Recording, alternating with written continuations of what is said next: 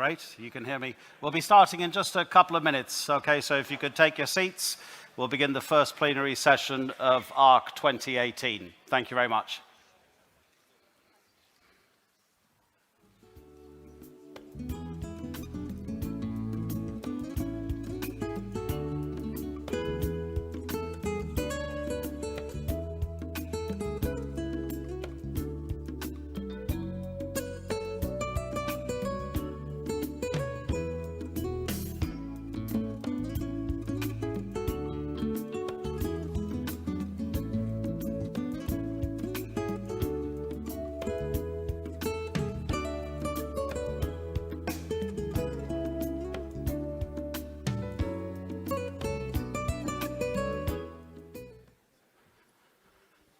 Okay, good morning, ladies and gentlemen, distinguished guests. Welcome to the 2018 Asian Racing Conference, the 37th edition of the event. My name is Adnan Nawaz. It's going to be my pleasure over the next 3 days to be your MC. I'd like to first of all personally thank the organizers for inviting me to be part of such a wonderful event. Those I've been dealing with both at the KRA and the Hong Kong Jockey Club. To you, thanks very much indeed for all your attention in helping me prepare for this. Just briefly, I've been a broadcast journalist for more than 25 years, the vast bulk of which was spent with the BBC. I've worked in newsrooms and I've worked in sports rooms and radio and in television. If you go back to the start of the 1990s, those two departments, news and sport, were very distinct from each other. They were very much separate. But then something specifically in the UK happened. In 1992, football's English Premier League was formed, and it became quite obvious very quickly that this was more than just about sport. Of course, the financial impact was huge, but there were also all those new exotic foreign players that were coming in. The TV coverage was so much more flashy. There were so many more cameras, and it was entertainment, and it was big business. And that really had an impact on all sport, probably all over the world. And then in 1995, the BBC launched a new radio station. It was BBC Radio 5, and it was for news and sport, primarily for live coverage of the two. The distinction now between news and sport is so much blurred than it was before, because of course we all understand that sport is so much more than the action and the human emotion that action elicits. It's entertainment, it's business, it's news, it's finance, and it's also a cultural phenomenon, of course, because sport, wherever it's played, wherever the action is, has a huge cultural impact regionally, nationally, and internationally. And all of these things that I've mentioned, racing has all of those, of course. And over the next 3 days, we'll talk about some of the issues I've mentioned, but we'll talk about so much more. And to give you a welcome speech, that's it from me for the moment. Please welcome to the stage the chairman of the Asian Racing Federation, Mr. Winfried Engelbrecht-Bresges. Winfried.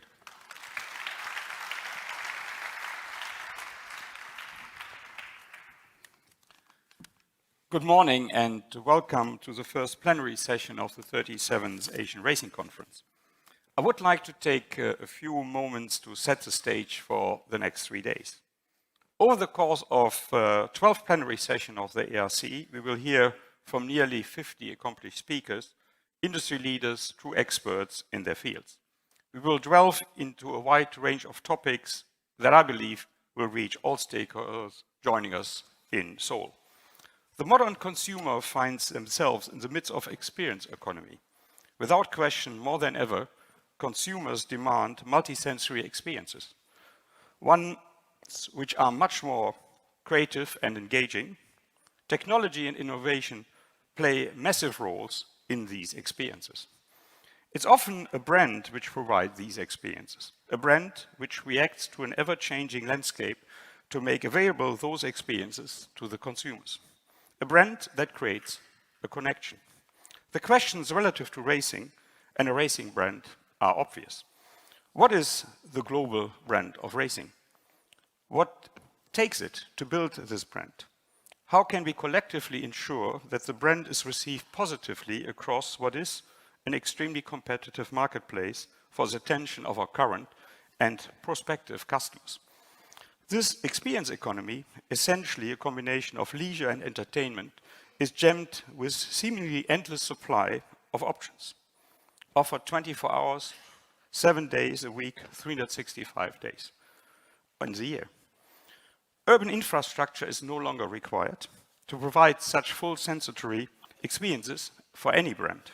The concept of needing to be in a city that never sleeps, be it New York, Hong Kong, Tokyo, or certainly right here in Seoul, has transformed into a world where anyone with a mobile device can be engaged at any time with any brand.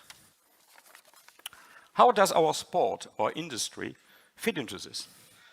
At this opening session, we want to develop what we call a vision for a global brand of racing, but it will be framed by the keynote remarks from Bernard Salt, a leading demographer who will explore the modern leisure and entertainment market in light of demands of the 2018 customer and beyond.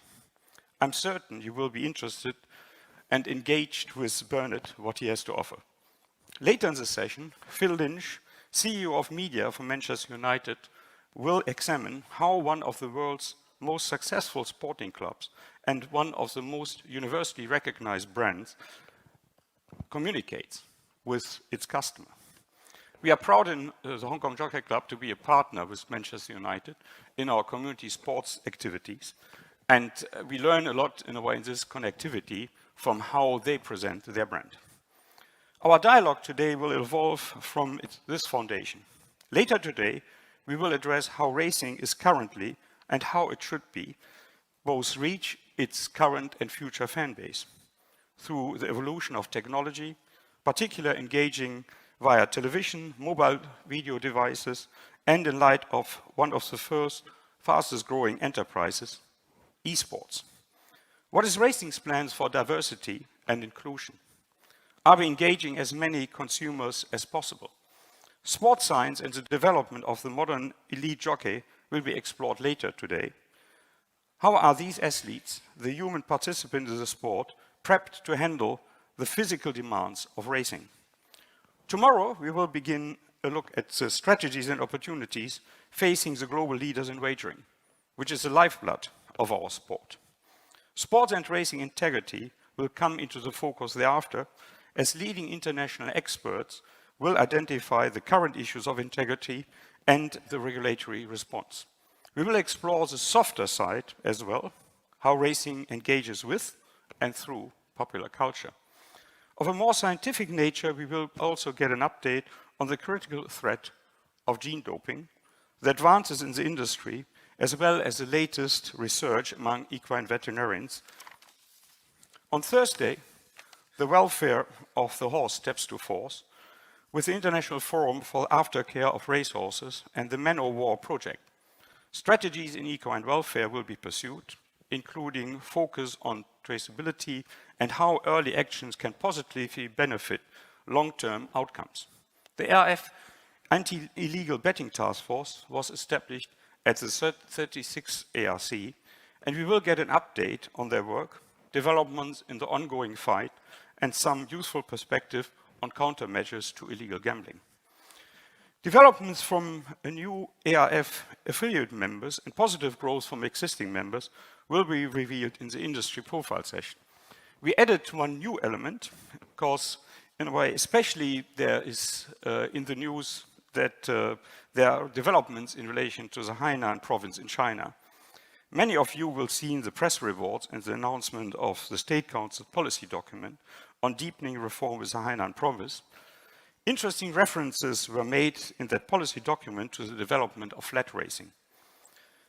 It is possible, and especially in relation to guessing games, it is possibly too early in a way to and too premature to venture to interpretation what this signifies. But nevertheless, we feel it's important to state at this conference what is in the public domain. I will make a presentation, a short presentation during the industry profile session on this topic. The industry profile session will then be followed by an assessment of the recent development on racetrack and design and safety. For me, and I'm biased, the program of the 37th Asian Racing Conference is one of the best we have ever arranged. I'm most hopeful that you will both enjoy and be energized by the next 3 days, and I'm certain our industry will be better prepared for working together for this significant challenge we face in the future. Thank you very much.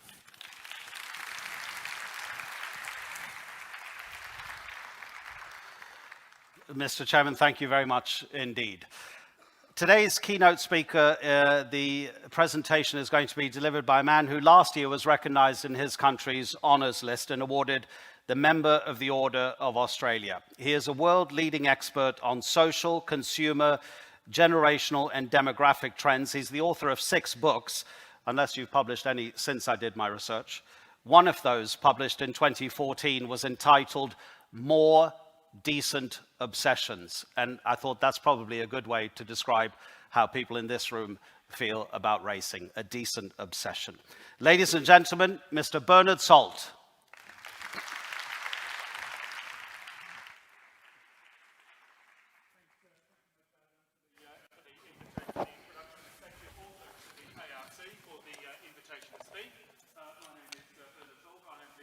Director of the Demographics Group. We've got the microphone working. That's fine. That's fine. You can hear me? No. You can now? No? We'll get a technology person up here. Yeah, can someone come up and help Bernard with his microphone? Okay, at the moment it's off, so if my TV training is any good, if that's the on button, which it isn't. Ah, there we go. How's Okay, that? Is that you're better? No. Great, Perfect. great, thank you. We'll try. Thank you very much, Ardan, for the introduction, and thank you to the ARC for the invitation to speak. Bernard Salt, I am the Managing Director of the Demographics Group. We are a specialist consultancy providing advice to business and government on demographic, social, cultural and generational trends. My presentation today deals with racing through the Asian century, the rise of Asia. I have a very simple proposition, and that proposition is that Asia and Asian nations are the fastest growing wealth generating region on the planet in our time in history. That will generate more consumer spending. That will generate a demand for growing leisure and entertainment activities. That is an opportunity for the horse racing industry, not just now, but right through the 2020s. A very simple proposition. I want to start by taking you through some of the global megatrends that I think are underpinning this part of the world and leisure and entertainment and horse racing in particular. I want to start by looking at the 15 biggest countries on earth in terms of economic activity. Starting, of course, with the United States of America, $20,000 billion per year. Think of it as turnover. Think of it as retail sales. $20,000 billion in GDP every 12 months. There's China at about 14,000. China is now at about 60% of the American economy. In the year 2000, it was at 33%. In 1990, it was at 10%. The projection is that by the middle of the 2020s, in US dollars, not in purchase price parity, but in US dollars, China will be the largest economic force on the planet and in history. That changes the dynamics of Asia more generally. Then, of course, Japan, Germany, UK, France, India, of course, number 7, South Korea at number 12, Australia at 14, and Mexico at 15. My issue here is, if you just go back 10 years and see what the ranking was at that time, the United States, well clear of the second largest economic force on the planet, Japan. China then, barely 1/3 of the US. You can see clearly the trajectory. This is not just China, this is Asia more generally. This part of the world is changing. The spending patterns are changing. You cannot drive from the airport into Seoul and not see that this part of the world is changing dramatically. There is an opportunity, and the opportunity is there for luxury goods retailers. As you can see, they have been very agile in responding to that. The next iteration is leisure and entertainment, in fact. I wonder what this looks like in 10 years' time. The OECD has done projections. Here are the 15 biggest economies on the planet, as estimated, in 2028. There's the US, and just ahead of China at that time, whereas there are 6 Asian-based nations in the top 15 today, and 10 years ago, by 2028, there will be 6, in fact. And you can see the rise of India, the rise of China, the rise of Japan, the rise of South Korea, even the rise of Australia, largely due to immigration and the emergence of Indonesia. Here is the greatest wealth generation region on the planet in our time in history. That creates an extraordinary opportunity. This industry needs to grab this with both hands, in fact. There is a grander theory behind this, in fact. It was introduced by a psychologist called Walt Rostow, an American, who in 1960 identified the stages by which countries go through from subsistence to mass consumer society. From subsistence, and that might be an example of Bangladesh, for example, then there is a transition. I would argue that Vietnam is very much in a transition at the moment. Then takeoff. I think China is actually past that stage, in fact. Then to a drive to maturity, and then to an era and age of mass consumption. You can see this transition as a country becomes wealthier. There is investment in infrastructure. There is the creation of what we call leisure and a demand for entertainment. And of course, goods that deliver and experiences that deliver self-esteem.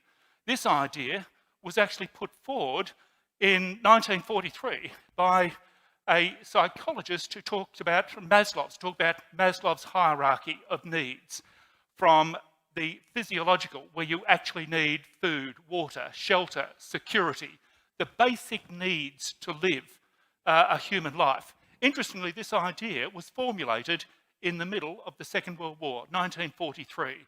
And as wealth and prosperity increases, then there is a demand for other types of goods and services, and reaching a demand for self-esteem. You buy products and experiences to deliver self-esteem. And that is the stage that Asia is at the moment. And you can actually see this, I think, in quite an important document that came out about 2 months ago. It's produced by the global management consulting firm Bain & Co, and it tracks luxury goods spending across the planet. I just want to pull out 1 or 2 figures from this.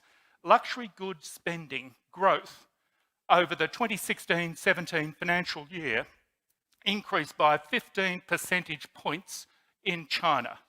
Here is a country that is going through transition. Here is a consumer market that wants goods and experiences and leisure, I would say, to deliver self-esteem. Japan is a mature market, and of course the US only increasing by 2 percentage points off a very high base, of course. But the opportunity here in luxury goods retailing is in China. And in fact, if you look at the categories, I thought this was relevant too. If you look at the categories of luxury goods spending, 6 percentage growth in luxury car spending over that time frame, 6 percentage points in food, wine and art spending, but a 2% decrease in yachts and cruises.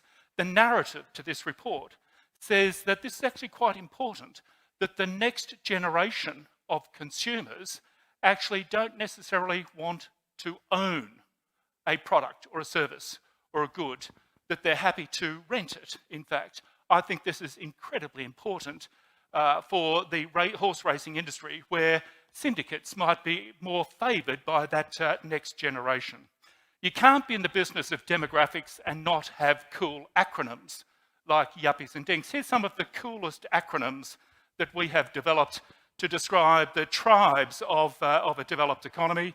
In fact, I'll get to that in just a moment. Let's have a look at the rules of consumer engagement in Asia and beyond. Rising prosperity delivers more leisure time, more discretionary spending. There is spending on luxury goods and services. For example, Louis Vuitton and even Longines would fit into that market, in fact. Aspirational consumers want products and services that actually deliver self-esteem, that confirm their place in the hierarchy, that confirm that they have made a transition, if you like. Events and products must be taggable. They must be shareable in social media, in fact. And then millennials, that next generation of consumers, both in Asia and beyond, to demand 24/7 screen engagement with tailored product that enhances their personal brand. It's not just the experience, but how that experience enhances their personal brand. You need apps, you need shareable content, you need games, you need offers. This is my idea that the consumer of the future, not just in Asia but beyond, expects more than the experience of the racetrack, is my point. You need to actually have a product that goes 24/7. Here are some of the acronyms that we have developed to describe the various tribes of the developed world. The first one are the pumpkins, PUMCINS, and I suspect that everyone here is a bit of a pumpkin. Stands for the professional urban middle class in nice suburbs. You can tell pumpkin men on a weekend, they wear polo shirts, chinos and boat shoes, and pumpkin women wear their activewear absolutely everywhere. You can tell if you come from a pumpkin household if there's goat's cheese in the fridge. Then, of course, you have the Nettles. This is the young power couple, 35 to 45, kids under the age of 15, both partners working, household income of more than $180,000 per year. Nettle stands for not enough time to enjoy life. And you can tell if you come from a Nettle household if after the evening meal you and your partner get out your iPhone and coordinate the next day's activities.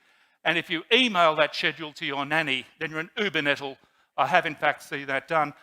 We actually make these terms up. My PA came up with the term Nettle. I wrote a column on it for the Australian newspaper. The paper loved it. They put it on page 3 with a big picture story. 2 days later, it popped up in the New York Times New Word Dictionary. So you really know you've made it when you've invented a new word. My personal favourite, though, are the kippers. These are the young 20-somethings that live at home with their 50-something mum and dad. KIPPERS. Kids in parents' pockets, eroding retirement savings. I have a couple of kippers myself, and then everyone knows the ski generation, spending the kids' inheritance, in fact. So you've got to have some acronyms.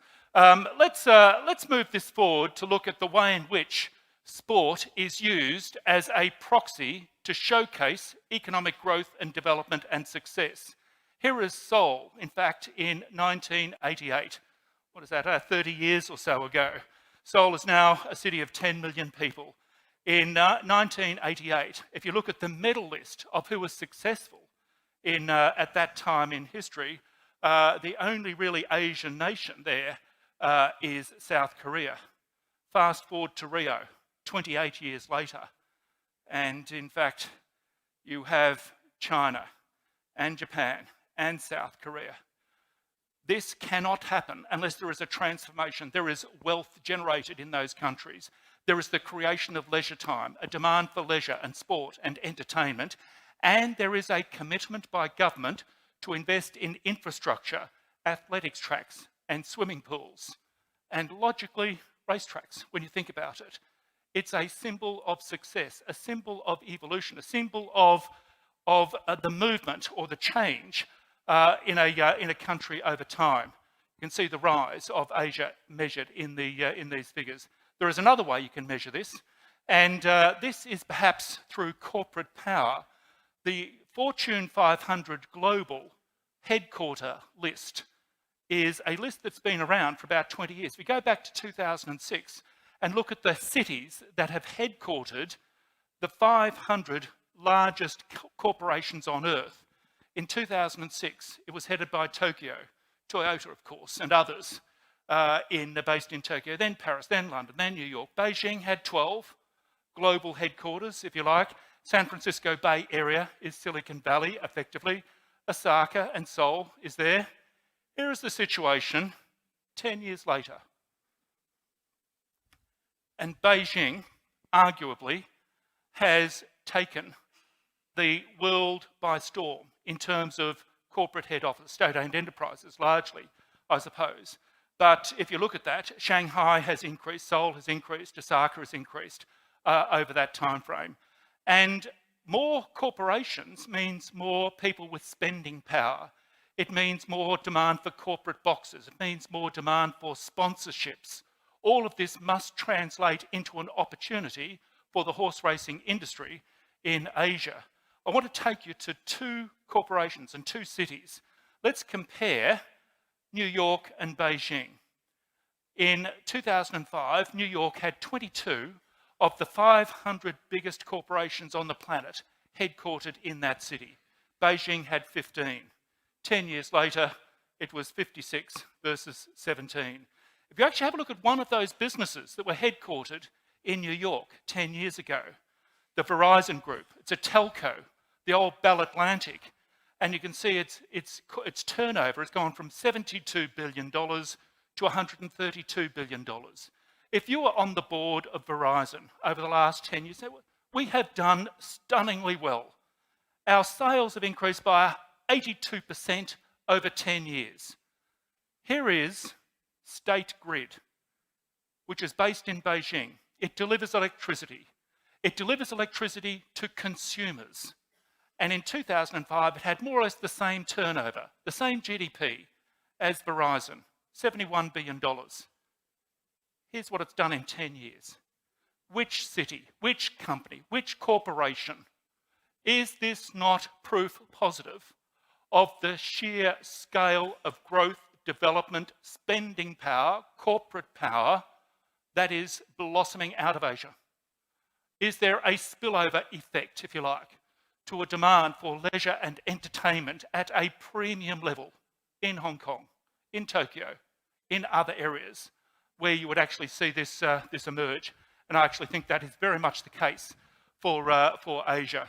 Let's have a look at some of the 6 big growth economies across Asia over the next 20, 30 years or so.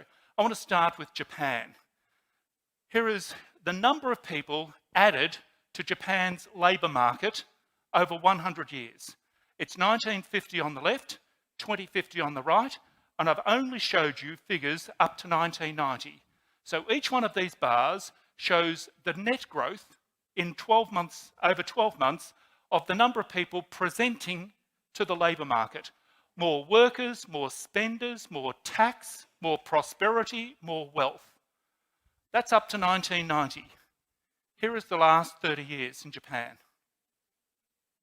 The labour market has contracted. The spending market has contracted. And if you look at the forecast, this is going to continue for the rest of the first half of the 21st century. The response there needs to be robotification. The response there needs to be globalisation. The success of Japan's economy and corporates cannot and will not depend on the local economy. If you are running the horse racing industry in Japan, look at these figures. Well, actually, the number of people with the capacity to buy my product is going to shrink over the next 20 or 30 years. We need to adopt a global blueprint. That's what this is saying. By looking at the big picture underlying demographics, you can set the agenda. You can't actually work out the tactical response, you can see what the general response should be. The same logic applied to Australia. Australia is a country that adds immigrants. We doubled our immigration rate 10 years ago, 200,000 people per year. And you can see that over 100 years, from 1960 through to 2050, here is a market that's going to deliver more workers, more tax, more spending, year after year. It's off a low base. It's only 25 million people live there. But if you were delivering a product or a service like horse racing in Australia, so well, it's probably a good place to invest. It's going to grow. It's going to continue to grow. We have a reasonable chance to take a share of an expanding pie in that market. That's Australia. Here is the market for Hong Kong, going from 3 million people in 1960 to 7 million people in the year 2000 to 8 million people by the middle of the 21st century. But the working age population will contract. It's following the Japan trajectory. Hong Kong must and is developing as Asia's Manhattan. one of the most globally connected places on Earth, if as measured by the number of cities that you can get to in a single flight. Around about 300 places you can get to from Hong Kong. 360 is the world record that comes out of London.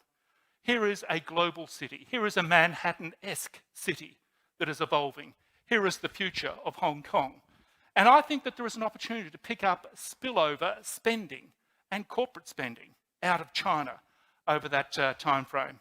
Here is the market for China, 1960 on the left, 2060 on the right, and you can see the rising labour market during the 1950s, the 1960s, the 1970s, right through to around about today. The one-child policy, initiated in the 1970s, comes back to reduce the spending market, if you like, the labour market, from about 2020 onwards. But I think that this will not impact the rising demand for consumer spending, because consumer spending in China will be driven by rural to urban migration. So it doesn't quite fit the model. But again, there should be a rising spending market that spills out into neighbouring countries, is the point. And here is the market for India. Over 100 years. And India, by the year 2028, from that first slide, is the third or fourth biggest economic force on the planet within 10 years' time. And you can see spending and labour and tax growing every year for 100 years. The issues, I think, in India are around about targeted, quite specific markets, instead of a broad brush opportunities, quite targeted in the major cities like Mumbai and Delhi, for example. I want to now bring you to the South Korean market. Here is a country that's gone from 25 million to 47 million to 51 million by the middle of the 21st century. And again, as countries become more successful, more prosperous, and more consumer spending, then their birth rate starts to slow down, and that's the phase that Japan, that Hong Kong, that South Korea, I think also Singapore, is moving into at the moment. And as a consequence, you need to globalise the product offer in that country. Here is some of the key consumer trends that I think are shaping spending behaviour right across both the developed world and the developing world. If you go back 80 years to look at life expectancy in both Australia and China, in 1938, the average life expectancy in a developed world like Australia was 63 years. You qualified for the age pension at 65, so you dropped dead 2 years before you got a pension back in 1938. China, of course, 41 years. And so you would say that life expectancy in Australia was about 50% more than in China 80 years ago. And there were no teenagers in 1938. You're a child for 14 years, then you're an adult. And then you're an old person at 51 or 52. If you were 50 years old and unhappy in a relationship back in 1938, you'd think, what's the point? I'm going to be dead in 10 years' time. I might as well just wait this out. Whereas today, you think, I've got another 30 years of life. I think differently about being 50 if I think I'm going to live to 80, as opposed to live to 60. I've got all that time. I want leisure. I want reward. I want to harvest some of the effort that I have put in over that time frame. 40 years later, life expectancy in both Australia and China, it's kicked out now to 71 years in the developed world. Australia's not too different from Britain or from the US or Canada at that time. So you've got 6 years in retirement. So financial planning and pension planning suddenly becomes important. And you're not an old person until well into your 60s. And you have the emergence of the teenager market, a transition between childhood and adulthood with its own spending behaviour and its own income spending behaviour over that time frame. Here is where we are today, 40 years later in 2018. The average life expectancy in Australia is 82, in China it's 72. So China has gone from 50% of the Australian life expectancy 80 years ago to maybe 85% today. Here is another measure of the transition of China and of Asia.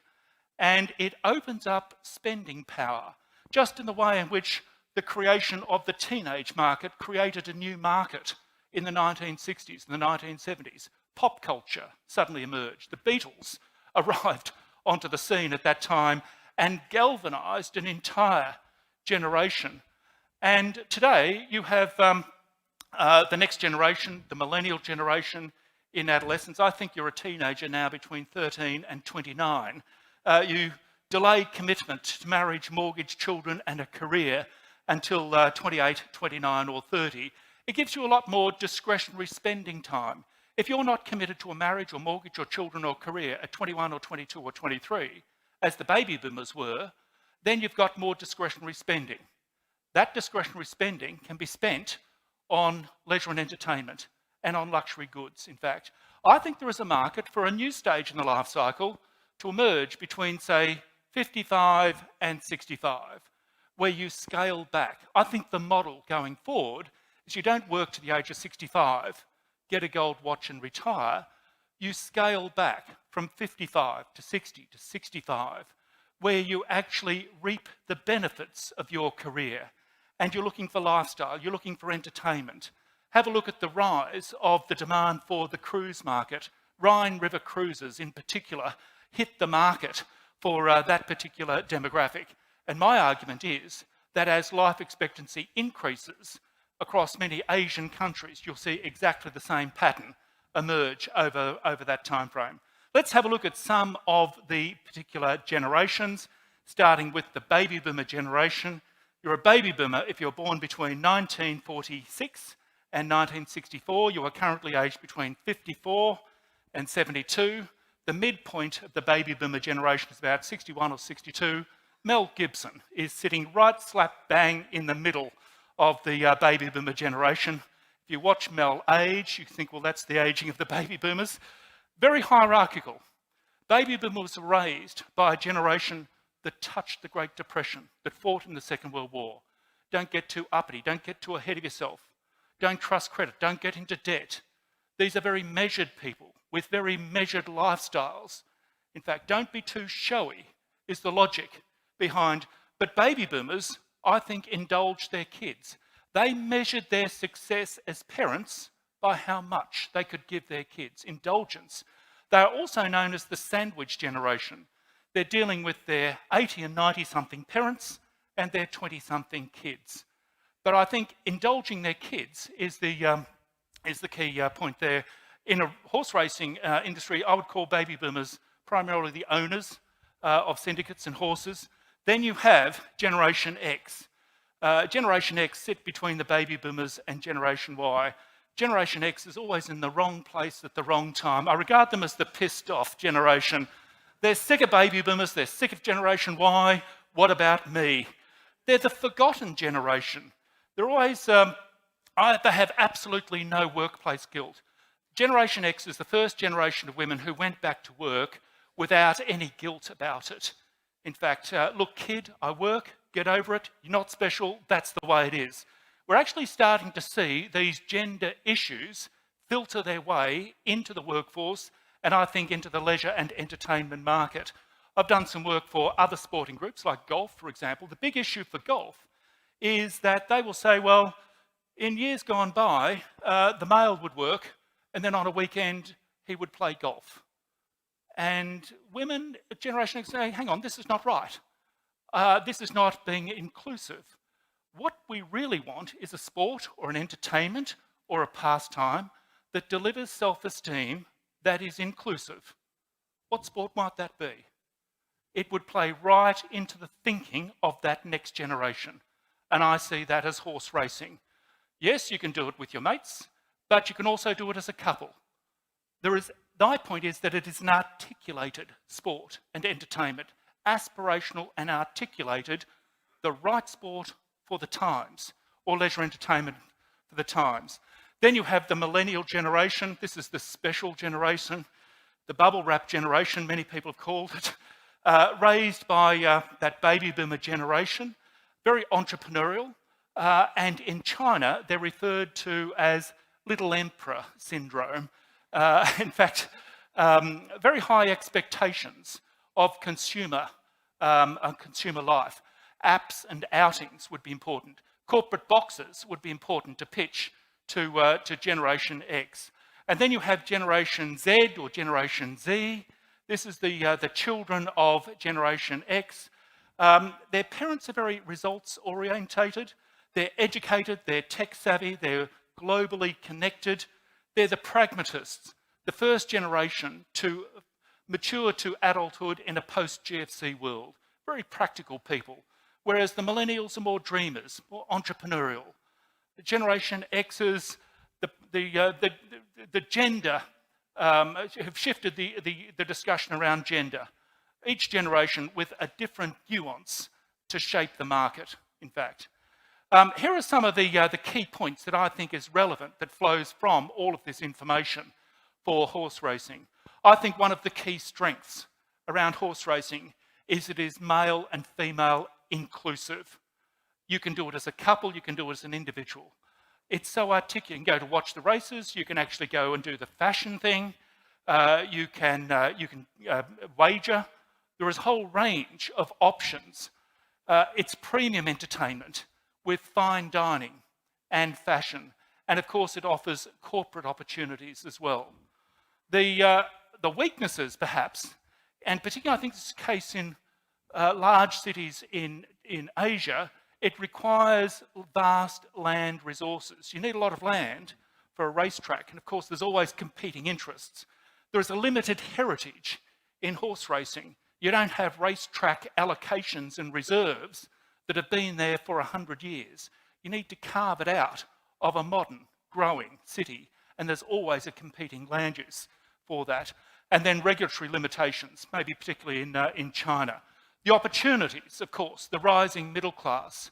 You can't look at the rising GDP, the rising corporate power of China, the rising values of that next generation of the millennials and Generation X and even Generation Z, and not see that there is an opportunity right here in Asia to grasp that opportunity and to take it forward. I think there are opportunities for technology, enhanced experiences, and every sporting group that I speak to will talk about artificial intelligence and artificial reality and virtual reality, taking the viewer onto the track, onto the football field, onto the cricket pitch, in a way that is 24/7 screen inclusive. That's where technology is going. It's delivering an articulated, complete package that connects with millennials and with Generation Z. And then the threats, of course, are substitute leisure activities. So a rising prosperity, rising wealth, more time to spend on yourself. Are you going to spend that gaming, cafes, bars, restaurants? Will it be golf? Will it be tennis? What other substitute leisure activities are there? And then, of course, pressure for alternative land uses other than racetracks. And then perhaps failing to respond or to new technology, not seeing the opportunity as it emerges. There is an important data set that arrived or that was completed about 2 months ago. It actually came out of Australia.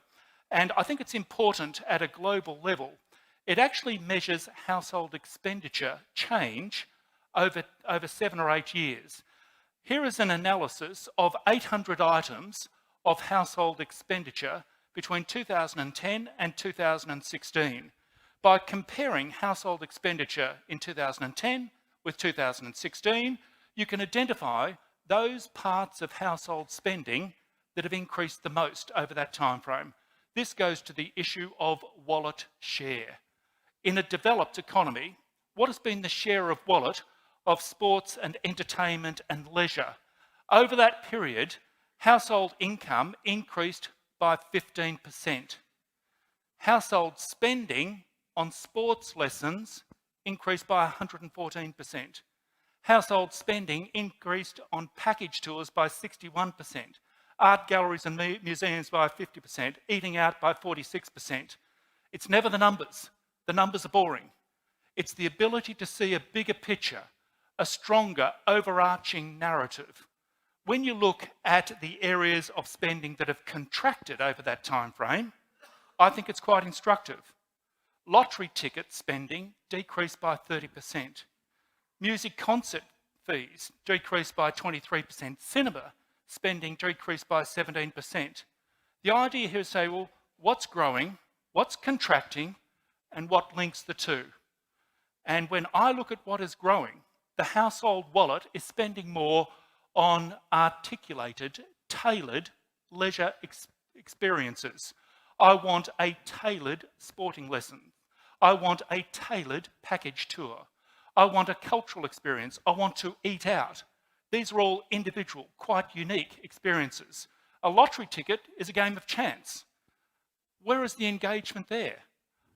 I'm losing interest in that. The same with cinema and even golf equipment and fees, losing relevance compared to where the market is actually pushing. And the market is pushing towards tailored, articulated products and services in leisure and entertainment. And then just finally, some key takeouts that I think come from all of this. The rise in consumer culture and leisure time that we're now seeing across Asia. I think horse racing is seen as inclusive, and I think that's particularly relevant to that next generation. I see it as an articulated product, entertainment. It's not just like a lottery ticket, a game of chance. It offers fine dining, it offers fashion, it offers the excitement. You can go to a corporate box. There's a whole range of which opportunities that you can connect with it. And it's seen as a marquee symbol of economic development and personal success. It fits in with that Maslow's hierarchy of needs when you think about it. More corporate culture in Asian cities leads to more sponsors, more boxes, more owners, more attendees, all demanding a premium leisure experience. Is the horse racing industry going to compete for a share of this market? Is it going to aggressively compete for a share of this market? And I would certainly say that is where we need to be. I think also the evolution of Hong Kong as Asia's Manhattan. In many respects, over the last half century, we've seen this nexus between London and New York. Could it be that over the next 30 or 40 years, the nexus is between Shanghai and Hong Kong, maybe Tokyo, those three cities, really being the centre of gravity of rising corporate power, wealth and prosperity across the planet. And of course that spills out into a demand for leisure, entertainment and horse racing, in fact. And then finally, the centre of gravity of business clearly shifting towards Asia. I think that this provides an opportunity to deliver a blueprint for racing in Asia over the 2020s. Thank you very much. Thank you. Great. Bernard, thank you very much indeed. Absolutely fascinating. And the way you present it, it certainly is Asia's century. We're just adding a few more chairs to the stage because we'll have two more presentations and then we'll have a panel discussion about racing as a global brand and what needs to be done to increase that brand and the profile around the world.